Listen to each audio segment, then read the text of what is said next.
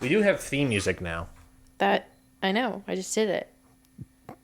Sure. I mean, it was kind of close, actually. Really? Yeah. Sweet. Yeah. I've never heard our theme music. Yeah. Y'all think I might be lying, but I'm not.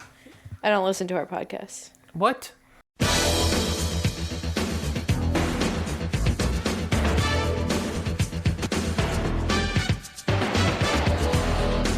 Yeah, we are late with this one, folks. We apologize. We planned to do this. We had planned our schedule, and then literally the first episode that weekend, we have a bridal shower. So, wedding takes priority to this podcast. I guess that's a fair thing to say, but it did happen. But we're here. Typically, we're gonna try to get these out like on Monday, but things happen. But I'm excited because we're in fact got the very first episode of Scurvivor season 45 out in the books. I just remember I left the post-it note of who our teams were. We'll get to that, folks, throughout the show. I have my team. I figured you did. But let's review and give our thoughts on episode 1, season 45 of Scurvivor. I didn't decide if I'm dropping anybody. We'll get to that.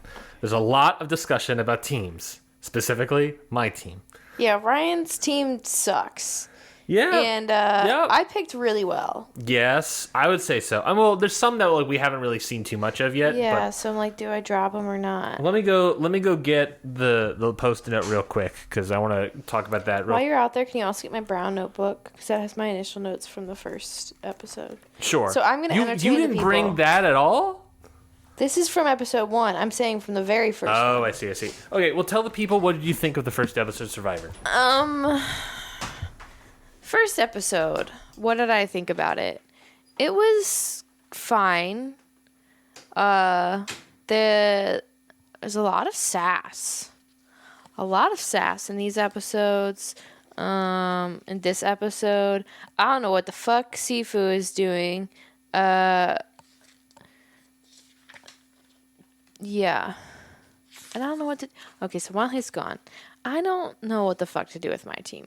Because I think I have some good people. And then I have like 3 people that I haven't seen enough of. And one of them I think is already starting to bug people. So I don't know what to do. And that is why you always check your toilet paper for shit. Right, before you pull up your pants. I'm back. You missed nothing. That's all staying in, by the way. I have no idea what you said. That's all staying You'd have to listen to it. I will. I think it was a whole lot of nothing, but that's okay. It's all staying in. All right, yeah. So to recap, everybody, before we get into the episode 1 review, what we do here on Scurvivor series is we picked teams of 5 based solely off of the interviews that were given by the written 18 interviews, participants. not video interviews. Correct, written interviews. They did publish video ones. But we didn't watch them. Why didn't we watch them? Maybe we'll watch them next year or something. So our teams were, for Jessie, you had Sabia, Katora. Which I think is Sabaya. Yeah, I didn't really get... I feel like people Jeff said switched. it both ways, and I was trying to wait for her to say it. Yeah. But I don't think she said it, or if she did, I didn't catch it. And then Katora, Jake, not Jack, Jake. I was right. Drew and Jay Maya.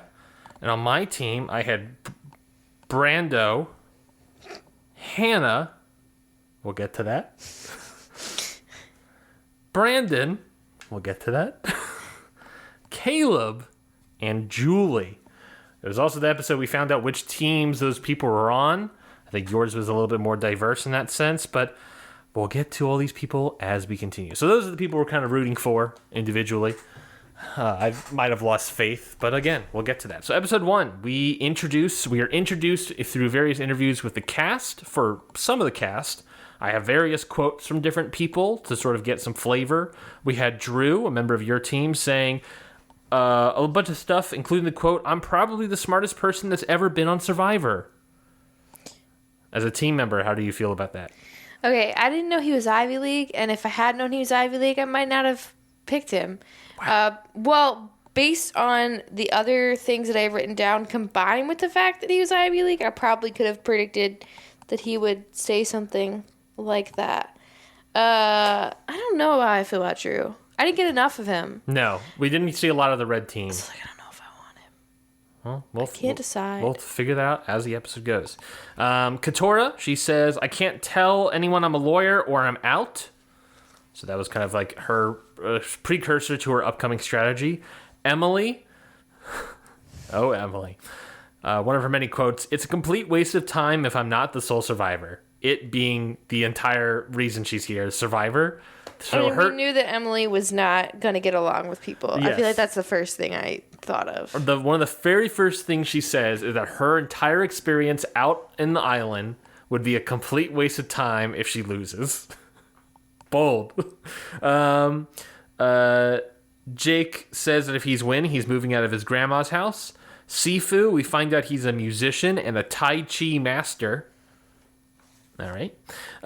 Sean says he's here to reclaim lost time. Sean? Who the hell's Sean? The principal. The school principal. Oh, yeah. What do you mean by that? I don't remember what he meant by reclaim lost time. As like a kid? Because he manages a bunch of kids? I don't get the context. I don't know. I'm wondering if it was taken out of a context of like talking about like maybe he came out later in life and he like didn't get to be himself. Because he also came out probably when he was a principal already. Maybe. I don't know. Because they kind of cut around it. Yeah. So it was hard to tell what the context was for that. There was also Kelly. She said something along the lines of, it's a smile on my face, but a dagger in my back. Because she didn't want to be stabbed in the back by a friend. I just have the word C. That's what I get when I don't write this down and just use my phone. C, S-E-E. Maybe it's autocorrected to something else. I was made for this. It's the only chance. D? Maybe? D, that is probably D.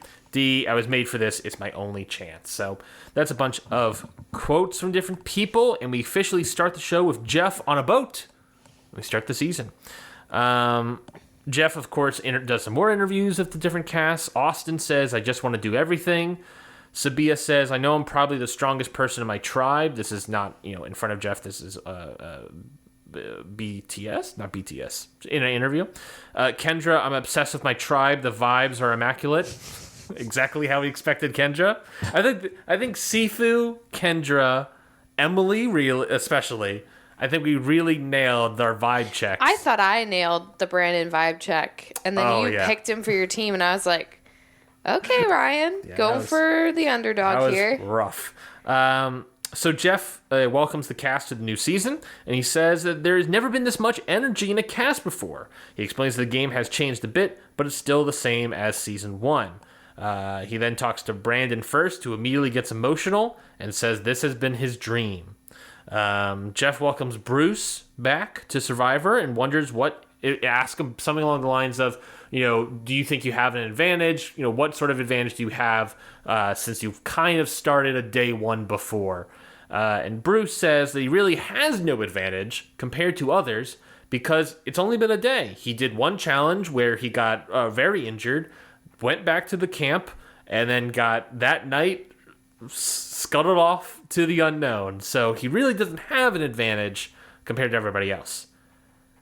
Emily, our lovely Emily, immediately calls Bruce out and asks Jeff that she wants to push back on that, saying that he's been prepared before and came prepared again and knows how to get prepared again. Emily says he's very contradictory in that sense. And also that, okay. Emily... There's a lot about Emily. Immediately. Emily, there's so much to talk about. But she's not wrong. Like, the initial experience of coming to the beach or whatever for the first time and, like, seeing for the first time in person what you're up against has to be some sort of an emotional experience, like, whether it's stress or excitement. And, like, you're dealing with all the butterflies there of, like, the whole time leading up to it, you don't know what's going to happen. You kind of know, but you've never physically experienced it. And then they're going into a challenge, probably like still trying to take everything in and like acclimate to that they're finally here and like make that click in their heads and stuff like that. And like Bruce kind of already had his time to have that happen. For example, a kind of a plot thread that goes out throughout this episode is Hannah and Brandon. Two people that were like very taken back about how hard Survivor is, how hard the challenge was, how hard camp life was. They were not prepared for this. Bruce had at least that day before. So he has an advantage in that sense to it, to really know, like, oh, this is kind of what it's like to be in Survivor. I don't remember if his team won or not back last season, but he had some sort of idea. On Tika. Yes, he was on Tika, so they definitely didn't win. But, like, yeah, like, you know how, like, when you have, like, a big event or, like, an interview or something, and, like, if you've never been to the place before, a lot of the anxiety is, like, the experience of like parking your car and figuring out where to go, and like there's a lot of stress there. And if you just like, sometimes they'll tell you like, if you can go ahead of time and see where you're gonna be, then it'll make it a lot less stressful. And I think like Bruce kind of had that, where like he got to go and see ahead of time what it's gonna be like, so he knows what he's getting into. Granted, he doesn't have, and what he uses as his defense is he was only there for a day. He doesn't have the full 26-day experience, but the first day when they're all on the same playing field, they're not, because he does have that experience. Yeah, and it brings up this idea, is one day of Survivor enough experience to really start again? Like, could Hannah come back and have a better time? Can any day one vote come back and have a better time? You know what I mean? Like, is that enough of an experience for someone? I wouldn't say that it's like an incredible advantage. No, agreed. But he can't argue that it's not an advantage. It's not nothing. He was trying to say that, like, I'm just like all you guys. I didn't get very far. And Which it's is like, well... completely fair. Very political answer. But I agree with Emily's point that it's not nothing.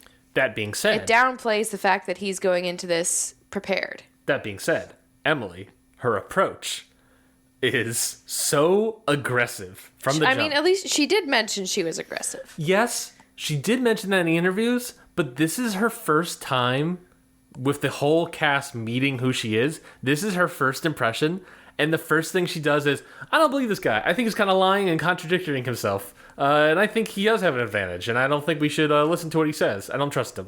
Like, immediately at the jump, it's like, I don't know if I want to work with that person because she's so aggressive about it. Yeah. Though it is great for editing later when he's like, he's speaking like he has authority. He's like, I don't. I'm just like one of you guys. But then every time they do something on the beach, Bruce is like, well, from my experience, you want to do this, and you're going to want to do this, and you're going to want to do this. Like, he definitely... I'll also say that Emily is fantastic television. Yeah. Oh, no, yeah. And she definitely sees through Bruce's bullshit. Yes. Did maybe she not approach it in the best way for her relationship with everybody else? Definitely possibly not. I would say not. no. Yeah. Say no. Knowing later that she's going to continue that. Yeah. Yeah, I would. I think I think that's a no. I think you can't. I wouldn't work with her at all.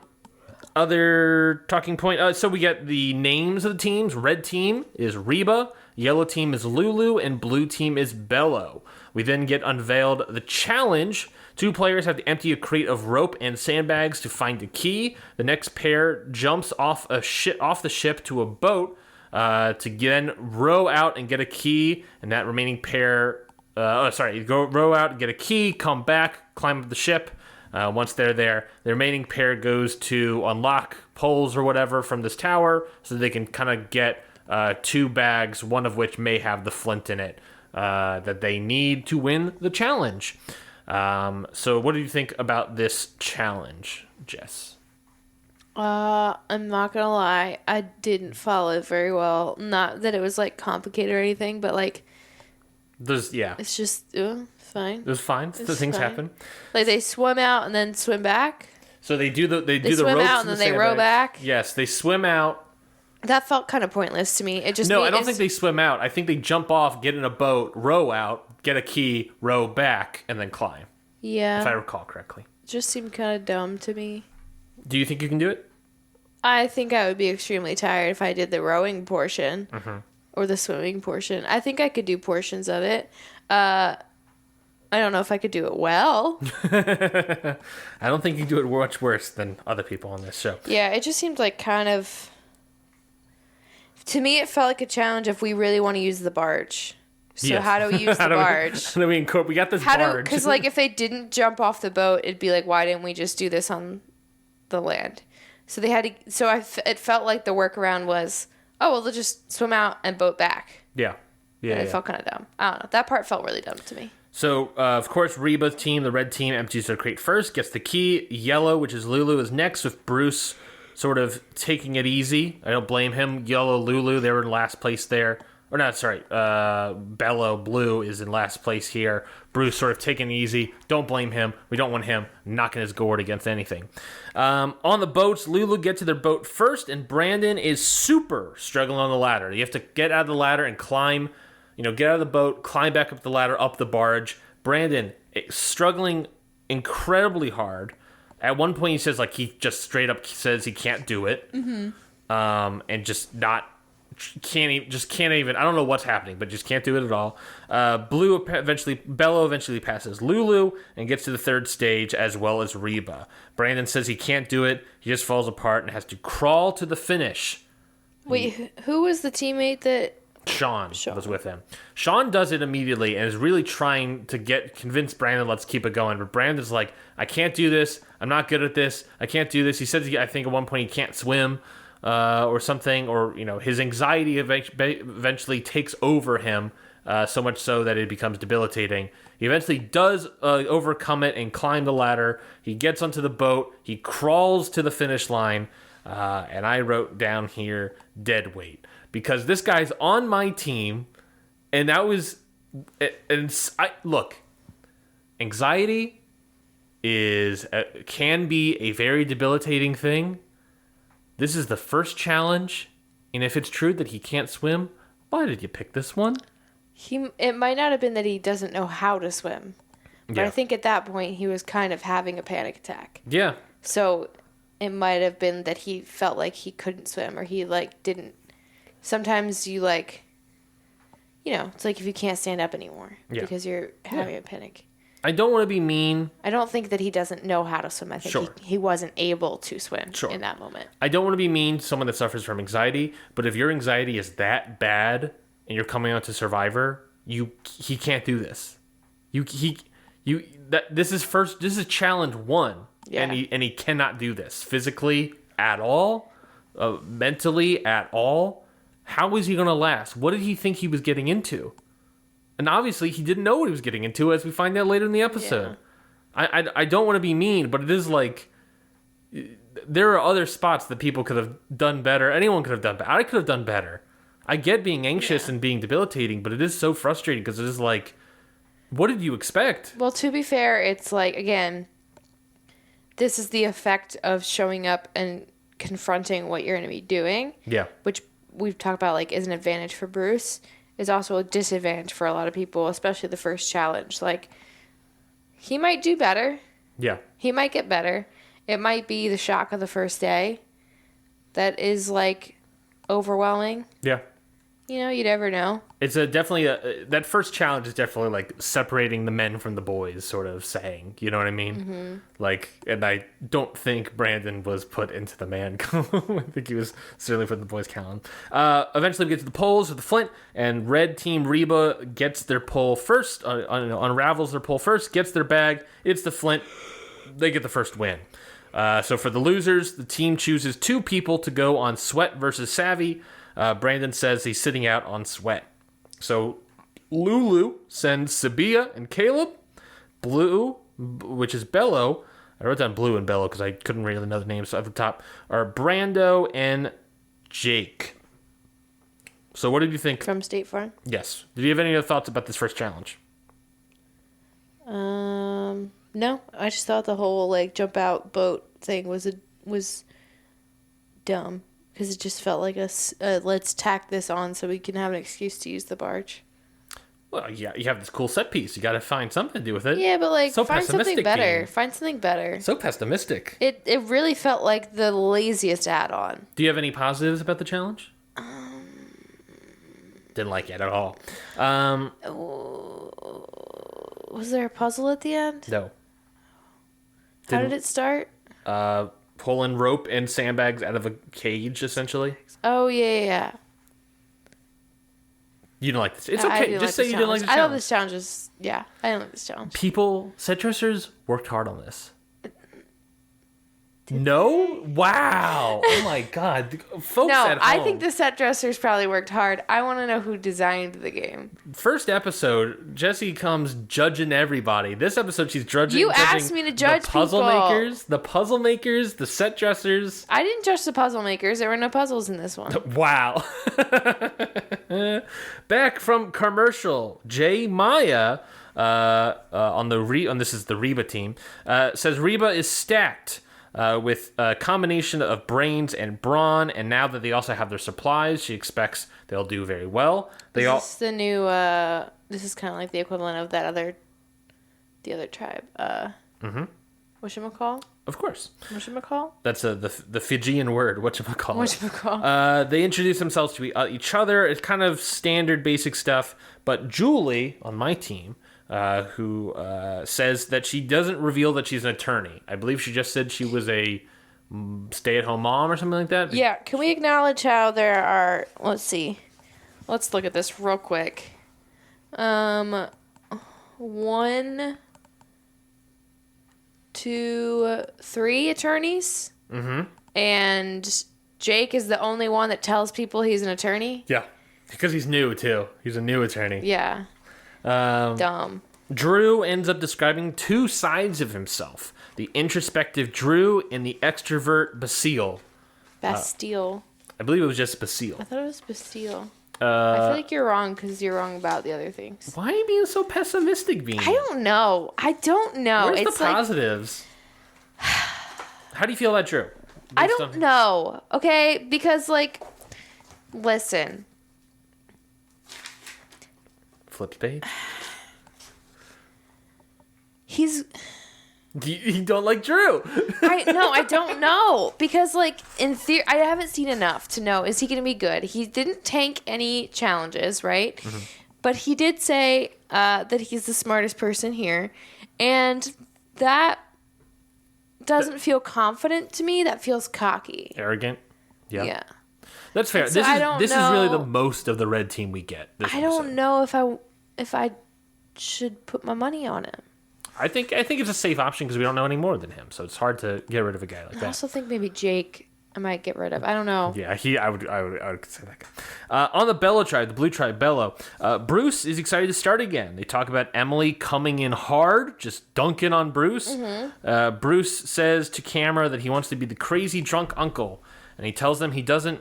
He tells specifically to his tribe that he doesn't want to be the dad, and tells them the biggest. And then continues. He says he doesn't want to be the dad. Then cue the biggest montage of him dadding. He says the biggest waste of time is working on pond fronds. Weaving palm fronds is the biggest waste of time. It goes full on dad mode, and his tribe doesn't care for it. Kelly and Kendra get along very well. Plus, who was the other one? Katora, I want to say, was the other one in that group. Despite Kendra's weirdness. Kendra's definitely weird and out there, and she admits it, but they still get along. And Kelly even says that Kendra's a little weird, but they still get along, sort of despite that. Any thoughts on Bello in that immediate moment on the campsite? Bello is the yellow team? Blue team. Blue team. So that's not Emily. No. And not Bruce? It is Bruce. It is Bruce. I'm so confused, man. It's the first episode. You have time to learn. I know. I think... It doesn't help that Bruce is also donking on Emily in this moment. And I also seem to remember this being an issue with Bruce in the last season. I vaguely remember that too. Of him going dad mode? Yeah. I don't want to be the dad, but he's the dad. And he's doing the exact same thing because he thought that was a good idea last time. Yeah. But his tribe didn't like him doing that. So no, his tribe didn't like him. He didn't know that. Yeah. I'm just waiting for them to get over or to get tired of that. Seems like they got tired of it immediately. I don't know. Sorry. I think this Kendra Kelly Katura dynamic is interesting. Yeah, I agree. I think Kendra clicked with people a lot more than I thought she would initially. Yeah. I feel like she's like a level of fun. It's a weird Well, she used fun. to stand-up comedy. She did for 2 years. So that tells you. I think she's bringing like a level of fun for this tribe that I think they, day one, you sort of get attracted to that idea. Yeah. I don't know if there's longevity in that, but that is a thing. I'll accept it in the meantime. Yeah. I don't know. I'm curious to see how long Bruce lasts with his tribe. Same. Before they get annoyed. On Lulu. With him micromanaging. On Lulu, the Yellow Tribe, Emily thinks it's weird that Caleb and Sabia volunteered so quickly. She's very nervous and paranoid and thinks that, they're doing it on purpose for some reason. Also of note, I also wrote down as a note here. So they showcase when Reba came in that there was some symbol stuff on their tribe sign of Reba. Is it because they won? Do you think they ran over and stuck a sticker on there? I don't know. Maybe. I wonder if there's other signs or other things on the campsite that has similar symbols just in different things. But I don't know. And I think we'll have to find out with other... my point there being, I wonder if this is sort of like the cage gimmick where it's each thing has sort of different stuff that you have to do. Yeah, but this was... the cage was all pretty much in the same spot. Yeah. But that idea of there's stuff you have to do for it. So she's very nervous, and I just want to point that Lulu didn't have it, so maybe it's on other things. We cut to Brandon. He feels very embarrassed. He was welcomed back from medical because he was fine and everything, but he just had a lot of anxiety, and he feels very anxiety-ridden. Lulu has no clue how to start a shelter, making Sean nervous because this is day one. They don't know. No one knows how to do a shelter. I believe he says Brandon's just sitting there recovering from his anxiety attack. Hannah is just sweeping. Is this Sabia's tribe? And yes, Caleb? This is Sabia and Caleb. Yes, Emily is just dunking Sean. on everybody. Yeah. And then Sean's like, I don't know what we're gonna do because here. Sabia and Caleb are gone. Sabia and Caleb are gone. And so it's just Sean. Yes, with kind of a bunch of children. Ironic. He's trying to put everything together, but it's hard to build a shelter with 3 people who seem kind of uninterested in that task. I wrote down Emily, useful pessimist or annoyingly paranoid. We shall see. A paranoid. Paranoid? No, wait, that's already a word. Yeah. I thought for half a second there, I thought I was incredibly smart. I thought I was Shakespeare himself. We go to Sweat versus Savvy, except it isn't Sweat versus Savvy. This is Sweat and Savvy because each tribe has to do both challenges. Sweat, you have to move 40 logs of various sizes 200 yards across the beach. And then once they've done that, they start the Savvy, which is there's this big old sort of circular pole sort of maze gimmick. The flint is attached to a string, which is attached to this whole maze, and you're trying to get the rope and the flint and everything out of the circle maze. And so instead of choosing which one they do, they gotta do both? It seems like they wanted no one to get it. That was my read as well. I fully read that as the producers were like, we have to make it harder because it was seemingly too easy last several seasons because everyone passed.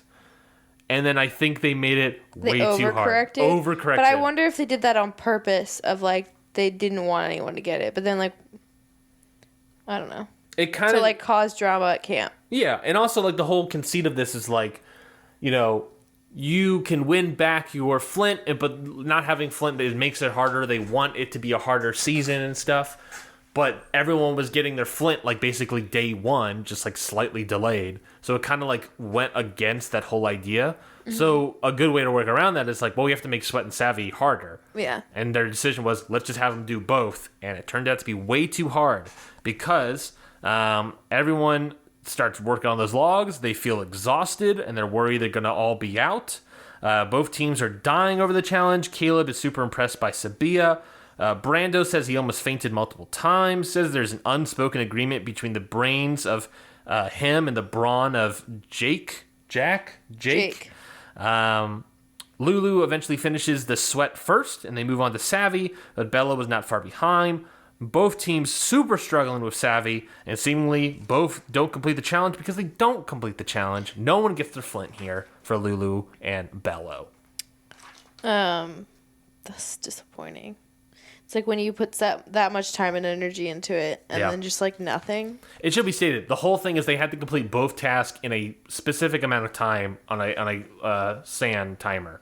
So I think it was like an hour maybe. Well, and the reason I think it was like overcorrecting and maybe on purpose is because not only did they introduce 2 new mechanics to it, as in, no, there were 3, right? Well, so it's already timed. Yeah, I think sweat last time was also timed, maybe. They're both timed. Yeah. So it was timed, right? Mm-hmm.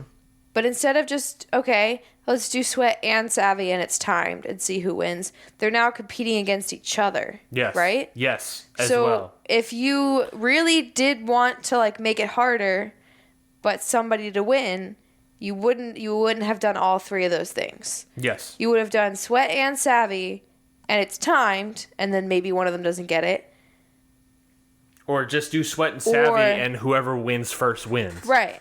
So, like, the fact that it's all timed and they're competing in, like, the same place as each other, and they're doing both, makes me think that they didn't want anyone to win. Yeah, I should have said that. Previous seasons, they go off to their own camps, and then they do sweat and savvy. Here, and do it individually. Here, they're actively competing against each other. And it's the first one, right? It was, I believe, if I'm not mistaken, the very first one who gets it wins it. No one ends up getting it. So, like, you could have done whoever does it first with no timer. Mm-hmm. Right? Yeah. Or you could have done, like, individually with a timer, so you're not competing against each other. You're pacing yourselves. Yeah. But the fact they did all of that makes me think that they didn't want anyone to get it.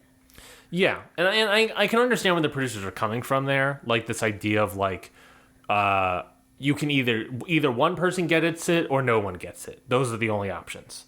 There's something there that is intriguing because you want it to be harder. You don't want both teams to get it, seemingly. Yeah. But the fact that they made it hard for even one team to get it. Yeah, I think it's a little too hard. Even if you just made the logs like 20 logs instead of 40 or 30, just make it a little bit easier, I think they would have been, way better. Because they really did not have a lot of time at the end of the day for the savvy part. No.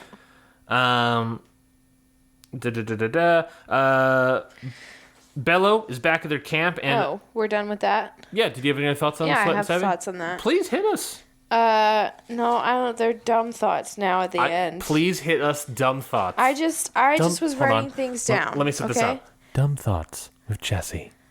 Sabaya is a good teammate. She is. Determined. Freaking determined, which I love. But also good teammate. Like, just watching her and Caleb, like, I think even Caleb was, like, impressed by, like, Sabaya's determination. But, like, I forget exactly what she was doing. But there was, like, a point where, like, she came back, just, like, unspoken, just, like, helped grab her log or whatever. Like, she's determined to do the thing, but also was, like, there for her teammate. Yeah. And I just appreciated that. Because sometimes in these initial challenges, you got one person just doing everything or picking up the slack, like Jake having to carry a whole ass long log and Sean not helping him. Like, dude, guys, do that together. That's a 2-person log right there. Yeah. That was annoying me. There was obviously logs that were 1-person and 2-person, and people would just do the 2-person one by themselves. Yeah. I was like, don't do that. Don't work together. What are we doing? Yeah. That was that in fact did bother me. Any other random thoughts? That is all for Random Thoughts with Jessie. Random thoughts. These are her thoughts. Jesus. Terrifying Joseph. Sorry, I didn't know what to do there. Holy moly. I don't have a mute button. That is true. Jesus, terrifying Joseph. I just picture, like, Jesus hiding in, like, under, like, a rock or something and jumping out at Joseph. Like, Jesus, terrifying Joseph since year 23 AD. Yeah. Whatever. All right. Let's move right along. So, Bello are back at their camp, and Brando and Jake return and tell them that no one got anything. Lulu comes back and they say the exact same thing. They say that no one got anything, and Emily immediately thinks they are lying and think they got a reward specifically just for them. So she's immediately against them from the jump. So fucking paranoid. Which, like, I understand when people are like, well, I wonder. But she's like, no. Yeah. They're lying. Yeah, she immediately... It's not like, it's not based on anything. Okay, all of Emily's paranoia, which will come out later too, is based on nothing. Like, she just... And they touch on this in Tribal. Just assumes that, like, Caleb and Sabaya are the strong ones. And, like, I love how Sabaya, like, danced around that. Why do you just put us in that category? Yeah. And then... It feels like she automatically assumes the worst of everybody. Yeah, but especially, like, Sabaya and Caleb. And you have to wonder why. And then she doesn't even base it on anything, right? It's like they say, you know, nobody got it. And she's immediately like, from her, they're lying. Like, she's not basing it on how they interact with people. She's not, like, observing them at camp. She's just immediately like, they're lying. Yeah. It's not like, I wonder if they're lying. It's they're lying. And then, like, from that moment on, is determined that they are lying. Yeah. And then also, they're the strongest ones in the tribe, which they might be. But it's just weird how she says it. How she approaches it and, like, comes to that conclusion. I'm a little skeptical.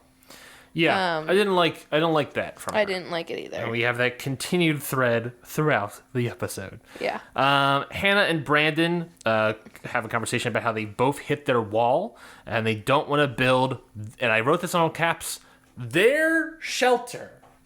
They have hit a wall and they don't want to build their shelter. The thing they are going to sleep in tonight. But at least, like, they had that moment together and they could console each other. Yes, because but also, they both start crying. They didn't build a shelter. They both start crying about how hard day one of Survivor actually is, and they bond over it. That's great. That's fantastic. And then they don't build the shelter. They don't show it, and I wish they did, but it seems like they don't end up sleeping in a shelter at all and just sleep on the ground. It's, like, nice if they have that moment. They're like, okay, well, let's, get through this together. It's like, so you're not going to build a shelter and I'm not going to build a shelter? They do bond over it and showcase them working together on different things. But it is very much, like, not helpful. You know what I mean? It's very much not helpful. Yeah. So that was incredibly disappointing. As a person that has both of them on my team, incredibly disappointing to see. Back from commercial break, on Bello, Kelly, Kendra, and Katora all decide to align together. Kendra says that she wants to vote out Jake because he's a lawyer, which Katora was so happy she said. Which is good she didn't say. Because she was like, that was my strategy. I'm so glad that I have someone to pawn it off on. And she starts immediately putting all the heat on Jake of, oh, you're a lawyer. Oh, what do you know? Oh, I don't know any lawyers. How's that work? How does this work? Trying to really showcase the lawyer-isms, I guess, if you will, of Jake, and to really put that on, as the kids say, blast. As the kids say. So good on her for good strategy, honestly. Back on Lulu, they're still building a shelter. This is day 2, I believe. Yeah. Sabia feels like they are doing their best they can, but Emily keeps dogging on them. They're all annoyed by her, and Emily can't really stand them either. There's a whole conversation with them about aliens. Or no, if the pyramids are what the pyramids are for. Yeah. What they were built for. Has Emily ever had fun? Like, I just need to know. Like, what... Did you have fun? Did we ask what she did for fun in the thing? No. What is Emily's hobbies? What is it? Her hobbies and her pet peeve. Well, we know what her pet peeves are. Everyone, seemingly. So yeah, I don't know. I just don't know with her, folks, it is what it is, I guess. moving on to the next bit here. On Reba, we get just a little shot of them. Sifu is looking out for his advantages. His tribe goes looking for him, and he is literally hiding from them. They showcase a shot of him. What the fuck is Sifu doing? I don't know. I don't know what this guy's doing over here. He's actively hiding from his teammates because he doesn't want to be found over this. Oh. Which I guess is fair. Oh, do you have her hobbies from the interview? Yep. Do you want to know what Emily's favorite hobbies are? Reddit. Doting over my cat. All right. Playing video games. Okay, that's fine. People like video games. And her last favorite hobby is meal prepping. That tracks. She sounds very anal. She lives in Laurel, Maryland. She feels very type A. Yeah. So that severely tracks for her.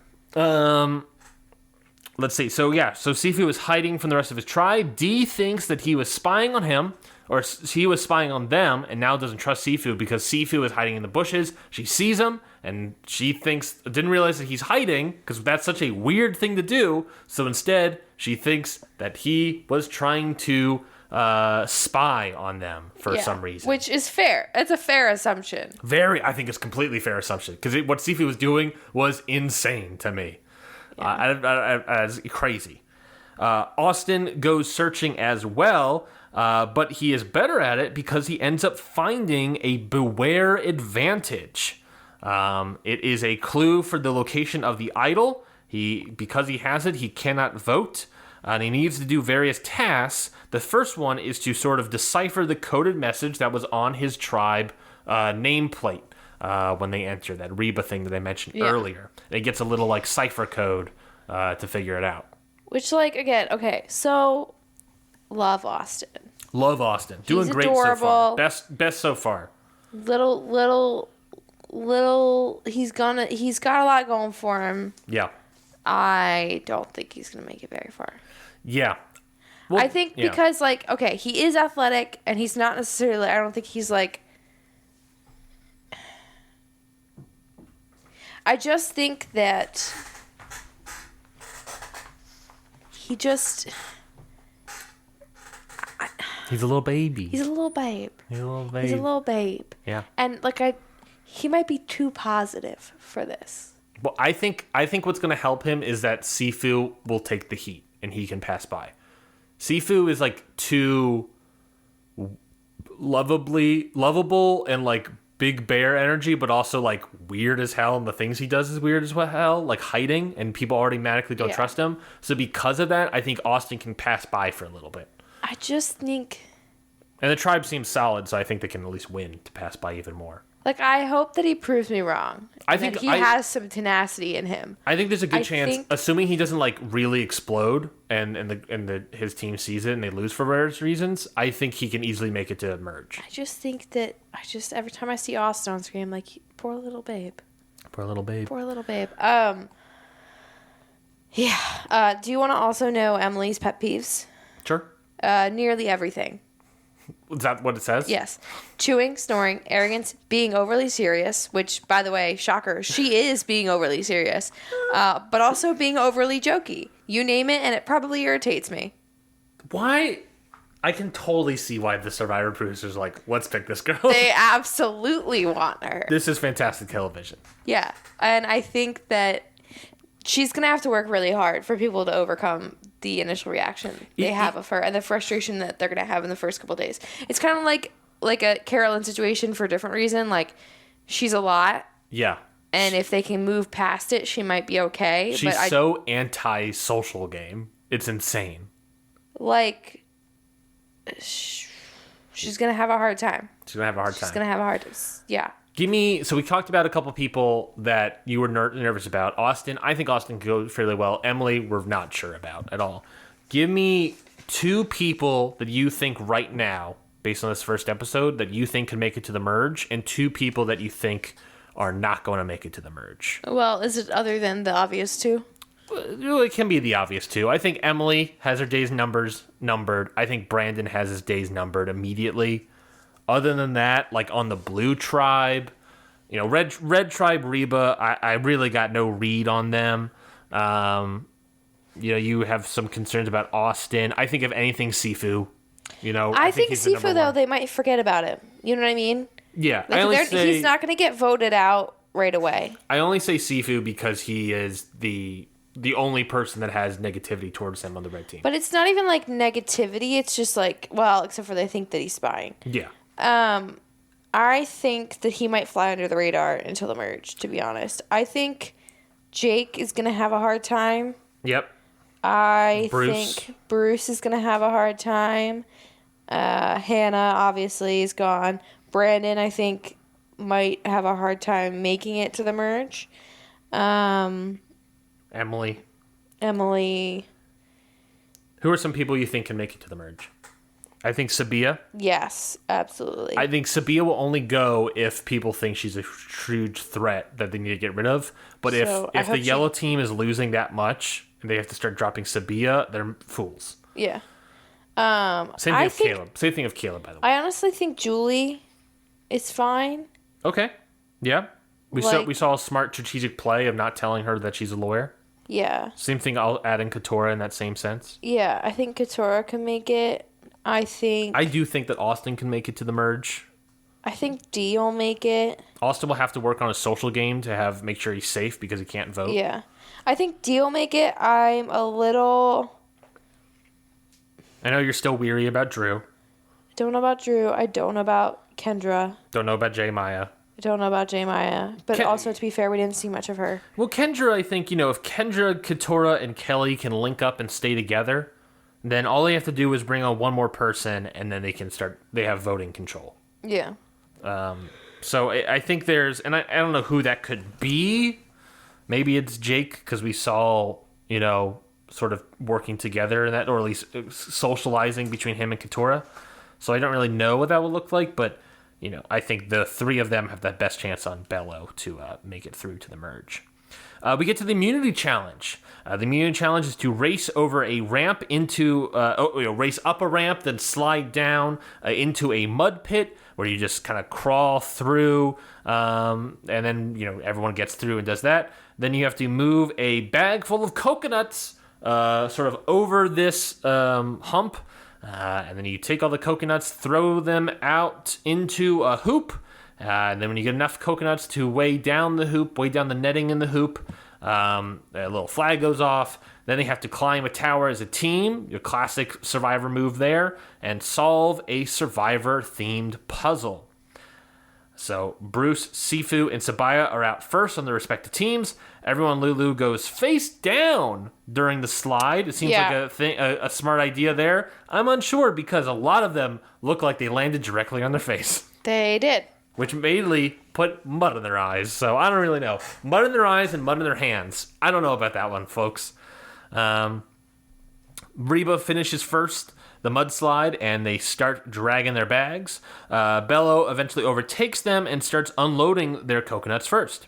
Everyone starts b-balling some coconuts. Bello is done first, followed by Reba. And then when they get to the climb, Reba dominate, and Brandon takes a massive fall. Another moment in this immunity challenge for his team that Brandon just is not working. He cannot get up this wall, and he takes a massive fall and cannot do well at it.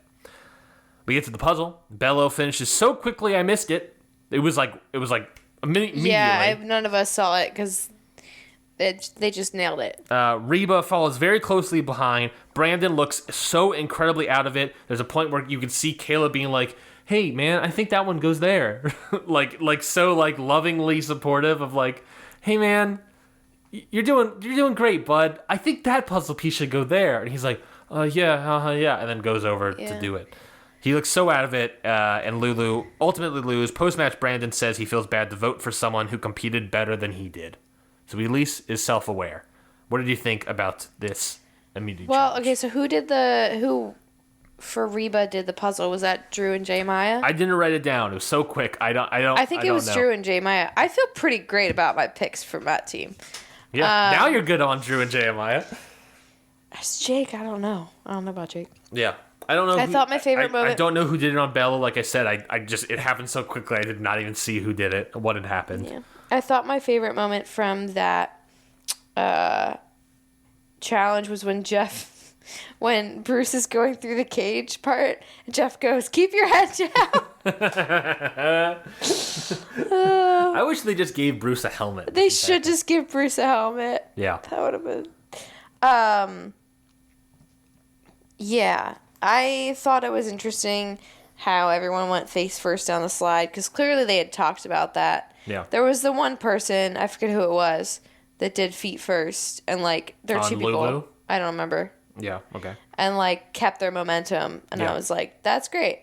Yeah, feet first seemed like such a good idea. Brandon. He's not wrong. Like, I would love to say he's just got to push through and keep going and, like, dig deep and find the motivation to do this. I legitimately, at this point, don't know if he can. How was Hannah in this challenge, if you recall? I don't remember Hannah at this challenge at all. I don't remember. I don't think she did the coconuts. I think everyone was fine in the mudslide. They just went face down. I think that was a bad idea. I think she was fine. I think it's more of she just didn't want to be there. Was she also in the puzzle? No, because it was... It was definitely Brandon, and I don't remember who the other person was. Stall. I can easily stall. My at this point in time, watching the episode, I really thought, in my opinion, the vote was going to come down between Brandon and Emily. I think Brandon, challenge-wise, you lose, especially this early on when you need wins. They don't have flint, so they don't have fire. Fire is life. We all know this. Survivor. So you got to win. You have to drop, as I wrote down earlier, dead weight. Emily is very annoying on the social tent life, which is a solid point to get rid of someone. But I also, again, same thing of Hannah, is I don't think she did any bad. I mean, if I recall, the coconut people were really like Sabia. That's the only person I remember really dunking some coconut balls. But, you know, but I'll take passable in a challenge versus someone who is like actively bad in the challenge, especially early on, especially when you don't have your flint. And I think going down to it, I don't know who they would have voted for ultimately, because it kind of came down to a BS vote to end the first episode. But maybe they would have gone Brandon. Maybe. I really don't know what they were thinking right off the top there. Did I stall long enough, Beanie Baby? No, I'm trying to figure out the... Yeah, no, I don't know. That's okay. Like I said in that stall, I think a performance that seemingly didn't, slow down your tribe in any way between Emily and Hannah, I'll accept, versus someone who was actively bad in a challenge, and that Brandon was in 2 challenges. He is the guy that's been actively bad in 2 challenges, and because of him, you can easily point fingers at him. Because of him, they don't have fire. Yeah. That's, early on, that's bad. Yeah. That's real bad. I don't think he's going to make it very far. And honestly, I know they're all talking about voting out Emily. Honestly, I think Brandon should be their vote. I agree. Like, they're voting Emily because she's abrasive and they don't like her. A fair... Right? Camp life is important. Which is fair. Yeah. But other than immediately assume that everyone is lying, and which is honestly, like... I see the idea that it's like a safety mechanism of like, if I assume everyone is lying, then like I don't get trapped by anything. But if you always assume everyone is lying, you're going to have an entirely different perception of how the game is happening. And no one wants to work with you. No one wants to work with you. How can you also strategize if you won't believe anything as true? So like, that's going to hurt her strategy, I think, if she just always assumes everyone is lying. Yeah. Or during this vote process, like go up to people and try to work with them and say, this is what we should do. Yeah. It's like you're just bad mouthing people seemingly all the time. Why would I want to work with you? Emily's not going to have a social game. I think, though, if she can somehow figure out how to have some sort of social game, she might not do so bad if people can stand her for a bit. Because honestly, like, but I think people tend to vote off people quickly that they find annoying, and then they ignore the fact of the people that are actively hurting their tribe. Yeah. Which I think might have been a problem with Tika early on. Mm-hmm. Is like, they kind of didn't think about, like, you know, who's actually a detriment to our tribe. Yeah. And who's just most annoying. Let's vote them out. You know, like, because I feel like you're going to be annoyed by people no matter what. You're being stuck on a beach with random people that, like, you're not going to get along with everybody. And I don't necessarily think that Emily's playing the smartest game yet. I think she could if she can dial it back a little bit. I don't know what her game is. I don't yet either. But I think if she can dial back the aggressiveness. I don't think she can. I think people would like to work with her at the very beginning. Yeah. But then she's so aggressive and she seemingly doesn't trust anyone from the jump and like doesn't get along with anybody. That's like, I think it's her not getting along with anybody versus no one wanting to work with her. Right. And I think, but again, I think that the focusing the energy on the first vote on Emily instead of Brandon, I think it's a mistake. So let's talk about that. Let's talk about how that all plays out and see if we get some gleams here. Back at camp, Hannah says she felt relief after losing because then it means that she might be able to go home. This is, I wrote in all caps, play the game.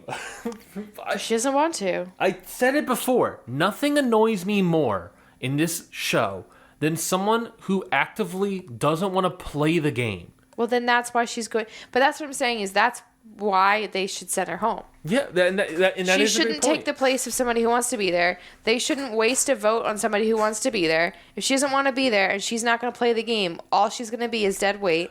Send her home. These are all true, but my frustration in this moment isn't on Hannah or her tribe. My frustration is on the producers. This is poor casting, in my opinion. If it came down to this person who showed up, was like, I don't want to actually be here. This is not fun. I want to go home, sleep in an actual bed, yada, yada, yada. Someone who actively does not want to do this and has no interest in doing this anymore, come to find out, that's poor casting. That is, you go through hundreds upon hundreds of people to do this and pick 18. And you pick someone that found out day one, I don't want to do this. That you have to try to find that out. And the reason they do so much thorough casting is to avoid that. Yeah. And I'm sure that as a producer, it's the last thing you want to hear. Of course. Of course. Hannah goes on to say she's miserable. She pitches to Brandon that she should be voted out because she wants to sleep in a bed. Brandon says he's suffering from chest pain and stomach pain and that he's starting to have acid reflux that he takes medication for.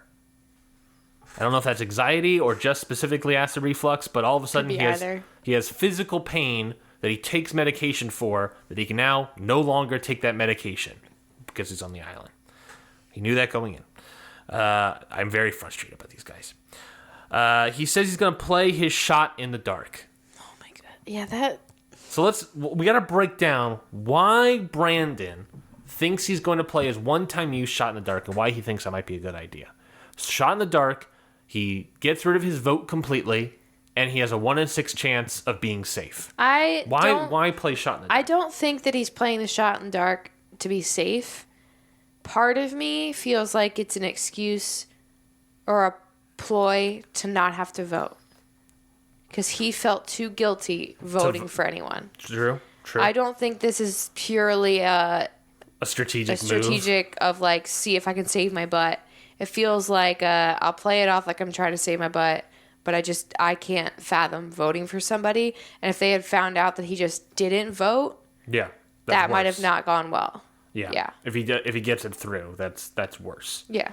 Which again, a person that doesn't want to be here, doesn't want to play the game. Well, I don't think so. Okay. That's the difference. I think that Brandon wants to be there. Okay. I think he just knows he can't. I'll agree I think he really wants to be there. I can agree with that. And he does want to push through and do it. It's just he is not physically, mentally, emotionally prepared at all. But he wants to be there. That's the difference between him and Hannah. But great. But like, get off my island. He will eventually. He will eventually. Get off my team. Get off my island. As the great Clint Eastwood once said, "Get off my island." It's frustrating as someone, not just as someone who picked him on their team, but it's frustrating to see someone be like, what was your preparation for this, man? Like, what were you thinking going into this? You have this medication that gives you acid reflux. You have very high anxiety that makes you prepared not for any part of this game. You don't look the most physically in shape person out here. That hasn't necessarily stopped other people before. That's not necessarily a bad thing, but he doesn't seem like he's in good physical health. If he's having acid reflux a lot, where he needs medication for it. Mentally, he's not there. He's having panic attacks day one, the first challenge. Emotionally, he cried the moment Jeff started talking to him. He doesn't seem prepared at all for this game or for this island. And it is extremely frustrating. It is frustrating. Extremely frustrating. Excuse me. Do I have a burp button? I don't have a burp button. No. Emily recognizes Sabia and Caleb as a threat on this thing. So this is her strategy play here. She recognizes they're a threat and wants to vote out one of them. She cites Caleb. And the people she's talking to, she's trying to coordinate with Hannah and Brandon to vote out Caleb. She's doing some strategy here. Brandon tells Caleb about Emily's plan because he doesn't like Emily, because no one likes Emily. And Caleb says that he is struggling between voting Emily or Brandon. So again, we're sort of setting up this idea of who should I vote for, Emily or Brandon? It almost feels like Caleb was going to vote for Brandon, and then Brandon told him this news about Emily, maybe as a way to try to make sure he stays and is safe and can make it to the next round. Yeah. Which is a smart move, right? That's a smart move from Brandon. There's something there, I'll admit. There's something there. That was a good strategic play from Brandon, if that was the point. But so Caleb immediately is like, I don't know. Maybe we have to vote Emily out. But my guess is Sabia and Caleb were going with Brandon, and then it was just a matter of who else was voting for who else. So we get to Tribal Council. We got Jungle Talk with Jeff. He asks about how people behave differently on the island than at home. Emily says she's more extreme and weird and aggressive on the island. Not working well for her, to be honest. No. But again, I appreciate self-awareness, but that's not the best tactic. Hannah says she doesn't know if her heart is in the game. Sabia talks needing strength. Again, I think that's a point there that Caleb and Sabia wanted to vote out Brandon. I think that's what that tells me. Emily calls out Sabia and Caleb for being strong and says kind of that strength isn't really a great thing, or that they're a threat because of it, and but also said that we should get rid of the weak. And then, there's a thing of like, Emily thinks, or not Emily, Hannah thinks Emily's talking about her, and Emily's like, no, I'm actually talking about Brandon. Yeah. Which is just another, like, these three people just do not feel like there's anything future for them at all. It's rough folks. Brandon says he knows he's weak and he recognizes it, says his assets are comforting people. He's a guy that is very much playing emotionally, and yeah, people have done that successfully, right? Yeah, but you also Carolyn did that successfully, right? Yes, but the difference is like Carolyn has like a determination. Yeah. That Brandon doesn't have. She has like a determination and like, I don't want to say drive. Strength. Strength, yeah. Emotionally, that Brandon doesn't really have. Oh, Emily knows what she likes and doesn't like. That is abundantly clear. I'm sorry, I meant Carolyn. Oh, sorry, yes, Carolyn. Yeah. Carolyn has a very sound understanding of her emotional strength and knows who she is and very confident in her own skin.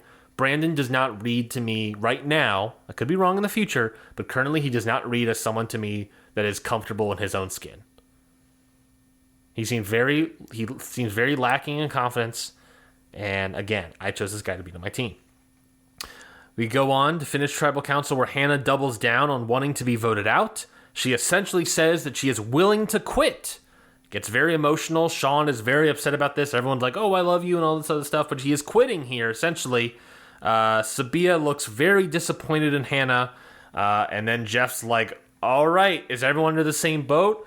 All right, Hannah, you're out. Give me your torch. Let me snuff it out. And To then be she fair, walks out. it is frustrating as like a tribe who's like, okay, well, there goes a waste of our vote. You know what I mean? Like, Yeah. But again, you don't want someone there who is basically squandering the game. Like, when you play board games with people, it's really frustrating to, like, not everyone has to, like, be the best strategic player, but if people don't care about the game, Yeah. it's frustrating because, like, then it's not fun for anybody. Mm-hmm. So I can see how that is, like, frustrating for them to be like, well, this was basically a wash of an opportunity to do anything or have control over any situation, you know. Yeah, it was frustrating. I was very frustrated watching this episode. Again, Hannah and Brandon are both on my team. I'm seeing two people who, one person just essentially quits. Brandon fully just not here, bud. Just, you can't. Yeah. Don't even want to build a shelter. Doesn't want to do anything. Sorry. He has a desire to want to do things. He just can't do things. And that's bad. That's obviously bad. And so that's obviously frustrating for me. Let's talk about MVP for this episode. That's something we obviously do for Survivor Series here, is we talk about MVPs, who we think. As Jessie, as you are thinking of your MVP, I am going to go through. I looked up so there's like Fantasy Survivor. That's a thing where people, kind of like what we did, put people on their team and try to get fantasy points and all this sort of stuff. So I have the fantasy point totals for our team so far, right? Okay. So, Jessie, you have 15 points. How are these? Are these based on, like, if their tribe wins or, like... Yes. So these are coming from FantasySurvivorGame.com. So I'll look at Austin, for example. Austin was in the lead with 5 points in the first episode.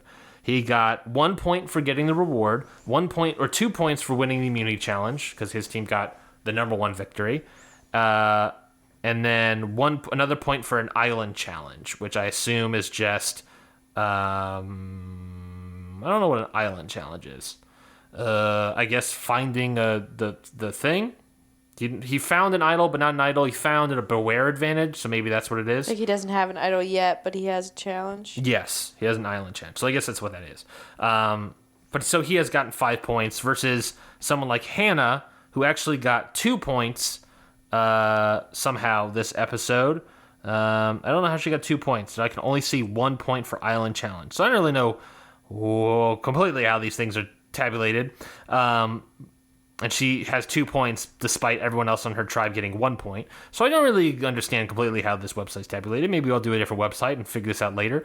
But at the very least, right now, according to FantasySurvivor.com, you have 15 points.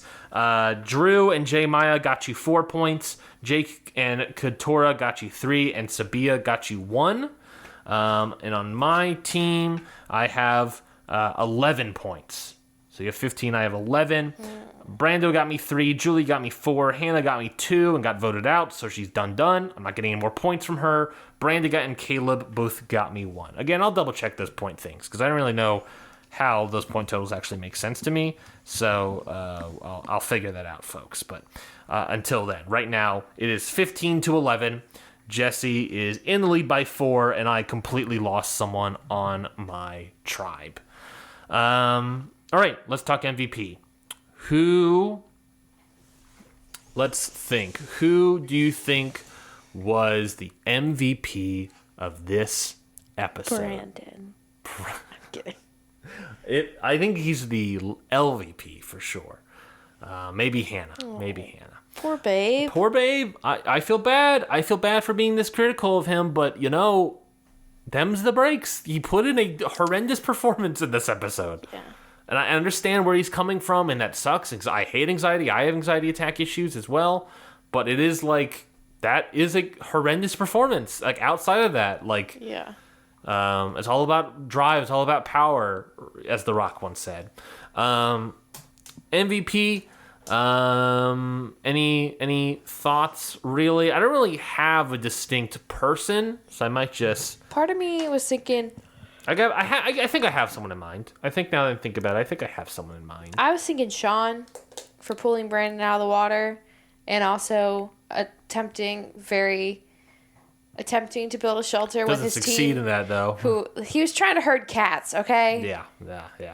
We all know you have to give them treats to herd them. I think that's a good point. I think Katora is a solid pick.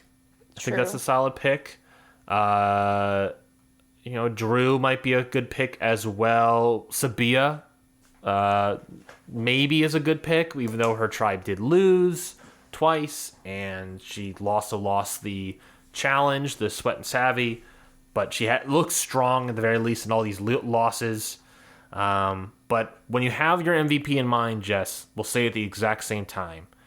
So let me know when you are ready, because I believe I have my pick for who the MVP of this episode was. And I do think, me thinking about it, I think it's fairly obvious why he or she or they may be the MVP of this episode. So did I buy enough time? Do you have an idea?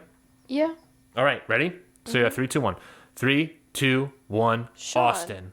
Oh, you're going with Austin because he found a thing.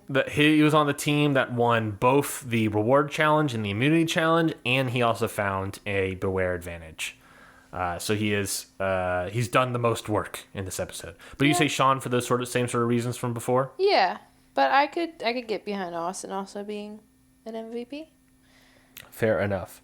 We should maybe give like a bonus point whoever we decide the MVP is. But Austin was on neither of our teams, so it doesn't matter. All right. The other thing we wanted to do this episode before we go is we wanted to talk about those teams that we've created. And I think we both agreed during this episode that, especially because Hannah and Brandon are my team, and I felt really bad, and I was getting upset. Listen, just be a better judge of character. Just judge people more harshly, and you'll be fine. That's fair. So we decided that we thought it would be fair, especially after the first episode, especially after seeing these people. Seeing them in action officially, if we both allowed ourselves to not trade with each other. No. Swap out with someone on the free agency, let's say, and put them into our team, both now on episode 1. One person. So, for instance, I can swap out Caleb for someone, swap out Caleb for Austin, as an option. We can swap out one person, and we'll also be able to do the exact same thing after the merge. So those are the only times we'll be able to do that. Otherwise, we're locked in for this entire season. In this case, where I lost Hannah, and we're not doing the swap and everything, I'm not picking up a 5th person again. I've lost that 5th person slot. I am down bad. I need to swap out someone and pick up someone that's going to get me new points. And we'll swap out someone and get you new points, and we'll count those points in our fantasy team for this first episode. Actually, I don't think we should. I think we should. It counts now, so second episode is when we count those points for this new person. So we're locked in right now at 15-11. Okay. So who should go first in swapping and picking new people? Well, why don't you go first, because you know. Oh, that's fair. And I think I have a fairly obvious person. I just need points on the board right now, and this guy might get me some points on the board, so I'm easily 100%. And also because you're down a person, I'll let you pick first. That's very kind of you. I am going to get rid of Brandon. Is that a surprise? No, not at all. Is that a surprise to anybody of how badly I dunked on this guy, Emily-esque, in this episode? Listen, I want him to get better. I want him to do well. It's a matter of, if Brandon dug deep and could figure out how to get through all of this and can do the challenges, he might do okay. But I don't know if that turnaround is going to happen on the island. And I agree. I have a couple of options of people I would love to pick up. I think Sean is an interesting person, but we haven't seen enough from the yellow team. I like this concept of Kelly, Katora, and Kendra, but you already have Katora, obviously. And then on the red team, I think Austin's a high-level pick right now, but will that be able to continue? That's the question from him. And then from there, I'm not confident in Sifu. D saw Sifu, so that's something, but that's not really anything in my book. So right now, I'm kind of between, honestly, Austin and Kelly. I thought Kelly was good too. Plus, if you want to do the whole meta-narrative of, of screen time or whatever, Kelly for sure got a lot more screen time than like Kendra did in terms of interviews. So maybe that says something about her. I think also based on our pre-interview stuff, I thought Kendra was just might have the chance to upset more people. Just she's more weird. We that's a thing. Some people can play it well, like Carolyn. Some people can't. So I was unsure about that. But and also a 3-person alliance is very sexy. Austin, I have no idea what alliance you have, and right now you have no vote. Yeah. So he can easily go, and he doesn't even have his idol yet. So I don't know. I think I'm gonna pick up my gut. My brain says Austin. My gut says Kelly. I don't know why. My gut has been wrong severely before. And Kelly was someone I was interested in the beginning. So I think I'm just going to go with my gut here and go with Kelly. So I'm dropping Brandon. I am picking up Kelly. She is now my new member on my team. So now I have 2 blues, 2... Oh, sorry. Yes, 2, 1 yellow, 2 blues, and a red. And that is everything on my team. So I'm picking up Kelly. She's in a 3-person alliance. Kelly was on my list. Yeah, she's in a 3-person alliance. I think she has a solid chance right now, a solid foundation right now. Austin looks real hot right now, but I'm concerned that he could flame out. Hopefully, I'm not wrong, folks. Part of me, for mine, is... do I just want to change someone out because I have the opportunity? I am worried. Again, your team is Sabia, Katora, Jake, Drew, and Jay Maya. I am worried about Jake and Drew. And yes, am I worried about just the guys on my team? Yeah. So here's my worry with Drew. Is his perception of himself completely off? He's like, I'm the smartest guy on the team in this season. It's not even season, just I think forever or whatever. He's also like, I've got Drew and I've got Basile. And like, I don't know if I believe this idea that like he's a cool raging frat boy on one side coin. I don't know like if he has the right, like any scope of like perception of himself that is like accurate. We haven't also and like enough could that become a problem when he thinks things are happening one way but they're not because like he doesn't see how he is with other people? Could be like an overconfidence issue. Yeah, where it clouds his judgment. Then my problem with Jake is that he's from State Farm. From State Farm. He's already being pegged as the cunning attorney, which I feel like he's not. He's gonna probably bust that myth pretty quickly. Plus, there's already one person that we know about, Kendra, wanting to vote him out. Yeah, and Katora's more than happy to go with that. Don't get a cunning attorney vibe from him, but excuse me. What do I know? But yes, there's already someone who's trying to use him as a scapegoat. So, and like, I just didn't get the best vibe from him in his interviews. I don't know. It might be because he's from Boston. And you know what? Maybe I'm prejudiced against people from Boston. You hate Dunkin' Donuts? No. Maybe I'm just off-put by people from Boston.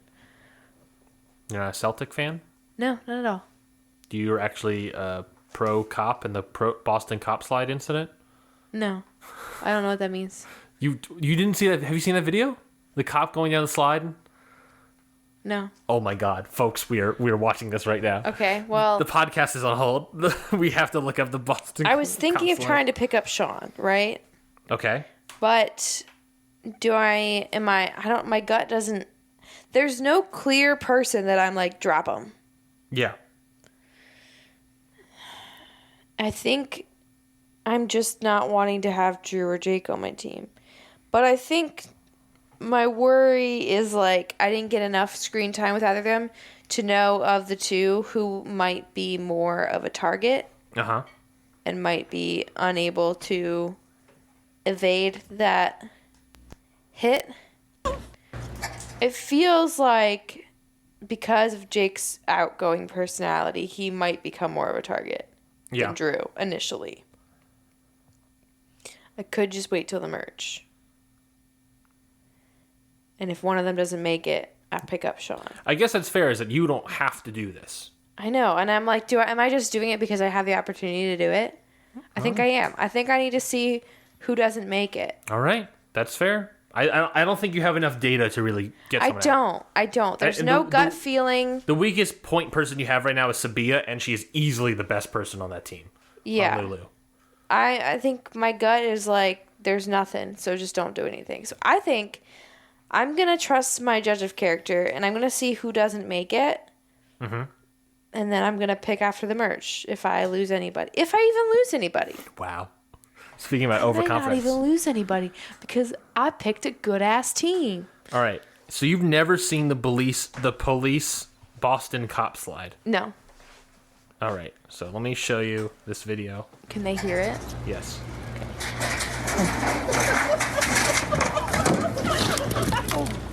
Why was it so hard? How do you go down a slide that incorrectly? Describe what's happening here, Jess. So So it's like a tube slide, right?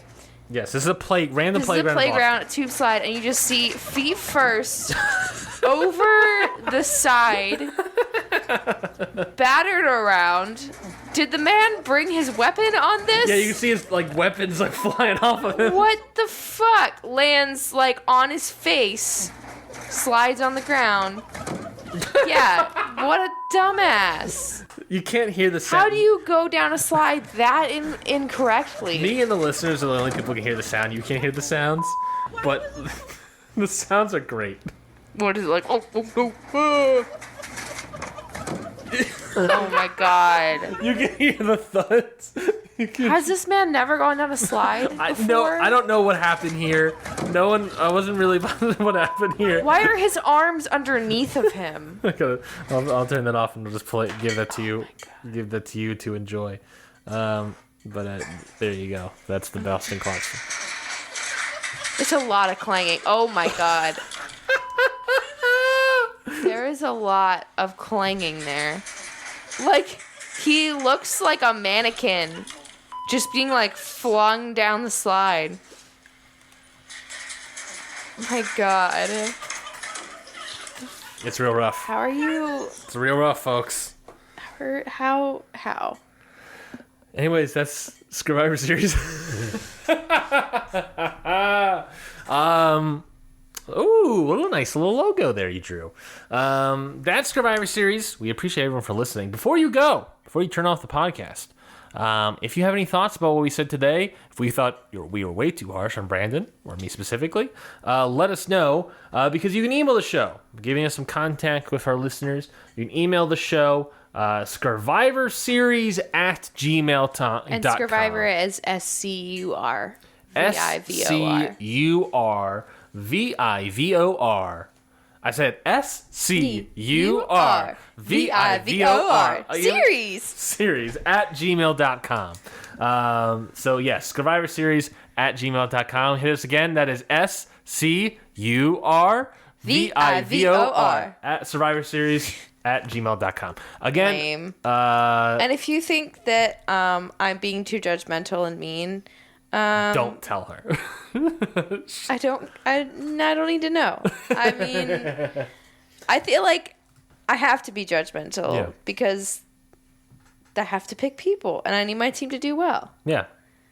Yeah. No, I think try that's not fair. to be harsh because they are real people, but also I do know that as fact. Yeah. Because one of them might show up to be your podiatrist. Yeah. Fun fact for the new listeners. One day you might stumble into your podiatry office and there's Josh. From season 44. Again, thank you everybody for listening to this episode. Give us your comments and questions at, again, scurvivorseries@gmail.com. And we'll read them out on the show, obviously, and shout you out. Unless they suck, then we won't read them out. Oh, Jessie. I'm kidding. Yes, Jess. I'm sorry. The sass is really high today. I don't know what's going on with me. It's been high all week, folks. Hey.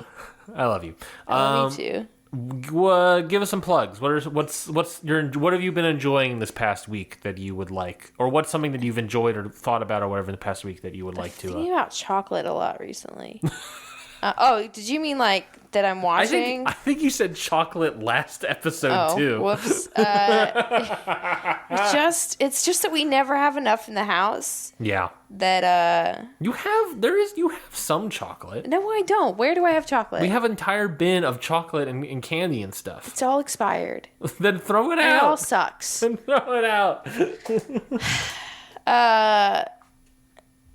No, I mean, yeah, I think it's just like chocolate. It's really where I'm at. You're a chocolate gal. I'm a chocolate gal, and I'm really here for it. I'm gonna learn how to sew, so there's that. Would you recommend bridal showers? Are you pro or anti bridal showers after this weekend? If you have a bridal shower and you're like me, have the right people throwing it. You're saying that because you had a great team throwing it. Highly recommend. I don't like being in the middle of things. I also don't like cheesy things. Not cheeses and cheese. I love cheese, but I don't like corny things. And not corn. She likes corn. I do like corn. I like corn. I like corn. I was gonna say you've seen that video, but it's I like turtles is the reference. No, there's an I like corn. Have you not seen I like corn? I've seen corn. Okay, but the way you said it sounded like the I like turtles. Because I think in my brain I mixed the two together. No, yeah, I mean, like we had the games were like they had like one or two. They were like, guess how many things is your? It's like you don't have to interrupt your day to do this. There's no toilet paper in your shirt. None of the running around the yard. I don't like, they weren't going to like have me sit in a chair and open gifts. Yeah. And I was like, it might be nice for the people that like showed up to like get that time. But I was like, I told my sister, I was like, don't let it get quiet. Like if everyone's silent looking at me, I don't want it. And so they kind of just like kept the party going, but people were sitting there. Yeah. And I liked that. Highly recommend if you're not a huge fan of, if you're like me and don't like being the center of attention all the time, but you do want to see all the people you love. An evening cocktail bridal shower was actually really fun. Yeah. It was real nice. It was a lot. It was like kind of like laid back. Real nice. Highly recommend. All the gifts that we received from the bridal shower are obviously great. Which one are you most excited to use?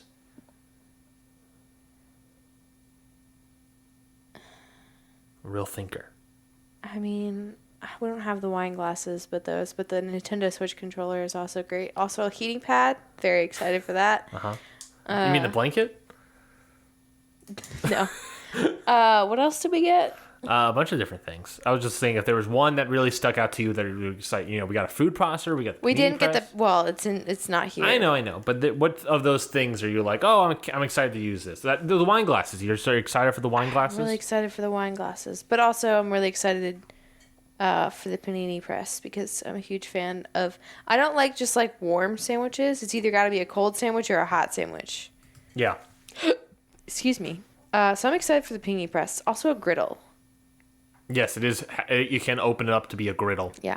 What are you most excited for? The panini press. I've been perfecting my ham, egg, and cheese sandwiches. The other day, I'll tell you this much. The other day, I was thinking about my ham, egg, and cheese sandwiches, and I thought, would it at all be possible for one of the breads to be a bread egg, and the egg is in the bread as a sandwich? And I don't know. It's a great idea on paper. But I don't know if it would work. I like it the way that you have it. I do too. Nice. Well, it's because it's basically a bread egg already. It's just in the middle. It's just a little bit less bread, a little bit more bread. Yeah. So I don't think it'll work. Plus, it's on top, and you don't want to touch the yolk on top with your fingers.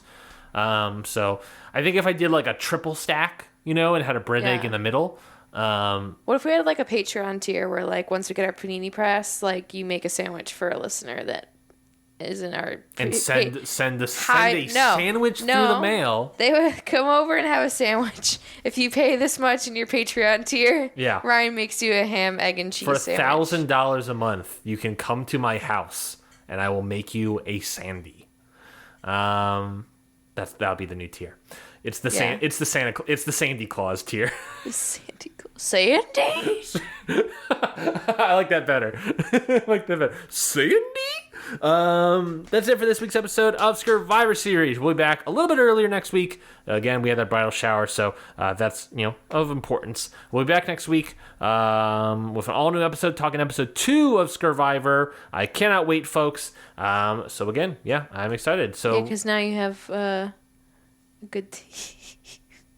Now I have a great team. I'm sorry, I'm being harsh. I'm still down 1, so that's gonna be rough. That's gonna be rough for me to come back, but we'll see how it goes. Leave your questions at scurvivorseries@gmail.com, and we can't wait to talk to you next time. Goodbye, everybody. Goodbye.